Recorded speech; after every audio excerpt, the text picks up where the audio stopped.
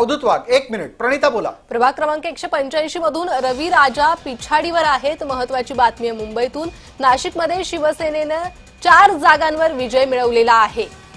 तर मुंबई प्रभाग क्रमांक 185 मधून रवी राजा हे आघाडीवर आहे. नाशिकमध्ये शिवसेनेचे 4 जागांवर उमेदवार हे विजयी झालेले आहे. रवी राजा पिछाडीवर आहे. प्रभाग क्रमांक 185 मधून रवी राजा हे पिछाडीवर आहे. नाशिक आणि मुंबई दोन्ही ठिकाणची ही माहिती समोर येते. नाशिकमध्ये शिवसेनेनं 4 जागांवर विजय हा मिळवलेला आहे. बिलकुल. 124 मध्ये 3 वेळा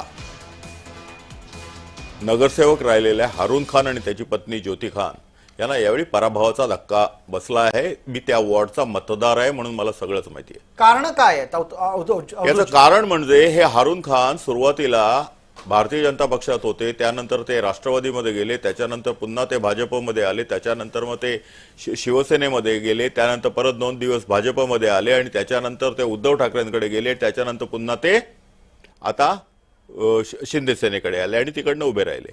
त्यांच्या विरुद्ध जे उभे राहिले इम्रान खान त्यांच्या आईने मशाल निशाणी घेऊन उभे राहिले. आता झालंय काय की इकडे जो मुस्लिम मतदार आहे हा जवळजवळ 60% मुस्लिम मतदार असलेला भाग आहे. त्याच्यामधले जे मुस्लिम मतदार आहेत त्यांनी यावेळी कमळ 1 मिनिट एका मिनिटात संपवतो कमळ आणखीन धनुष्यबाण याला प्रेफरन्स न देता हे संपूर्ण मुस्लिम ज्यांनी 3 वेळा हारून खानला निवडून दिला होता त्यांनी आता मशालीकडे घेतलाय. म्हणूनच मी सांगतो की मुस्लिम मतदार काँग्रेसचा निघून गेलेला आहे आणि बिलकुल फार महत्वाचं मत आपण नोंदवलं आणि ह्याच निरीक्षणाला आपण गेले काही दिवस सातत्यानं मांडत आलोय. दरम्यान काही मुसलमान उमेदवारांच्या बाबतीत नव्या बातम्या येत आहेत. प्रणिता बोला. प्रभाग क्रमांक 145 मधून मुंबईच्या एमआयएम साठी महत्वाची बातमी आहे. तर तिकडे संभाजीनगरमध्येही एमआयएमचे 4 उमेदवार आघाडीवर आहे. काँग्रेसचे 3 उमेदवार जालन्यात विजयी झालेले आहे. प्रभाग क्रमांक 145 मधून एमआयएमच्या खैरुनिया हुसेन या विजयी झालेल्या आहेत. संभाजीनगरमध्ये एमआयएमचे 4 उमेदवार हे आघाडीवर आहे. पटकन या चर्चेला पुढे नेऊयात. आणखी एक बातमी आहे प्रणिता.